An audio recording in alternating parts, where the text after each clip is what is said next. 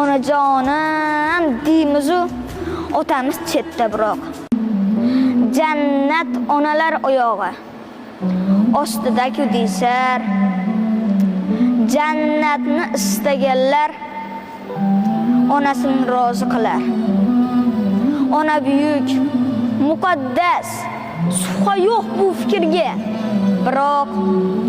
Biroq otamiz ham bor, ular ham jannat. Ona deymiz u otamiz qoladi yolg'iz. Ular bo'lmaganida bo'lmasdi-ku o'g'il qiz. Bu ko'rkam zamonlarda ayol aziz mukannam, erkaklarga so'z qolmas, go'yo emas-ku odam. Otalarning hurmati o'soyga qo'ymaymiz, lekin onamiz ko'nglini har soniyada o'ylaymiz. Telefonga qaraylik. Qachon qildik qo'ng'iroq? Onajonim deymiz-u otamiz chetda biroq. Lekin shunda ham bizni teng ko'radi otamiz. Lekin mehri teng emas, ona butul hammamiz. Bolalikda, so'xlikda biz uchun bor bo'lgan. Uyga sosibgina isnon olib kirgan.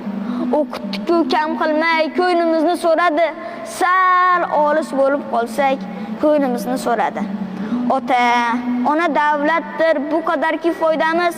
Qirolicha onalar-ku, sultonlar-ku otamiz. Sulton bo'lmasa davlat bo'lmay qoladi. Onani ona qilgan aslida otalarimiz bo'ladi. Ikkisin teng ko'raylik. Ona borki hayot bor. Otasini asragan ham jannat. Barakalloh. Firdavs otalar haqida ajoyib monologni ijro etdilar. Firdavs, hech qachon bo'sh kelmang va sizga sovg'alarimizni topshiramiz. Marhamat.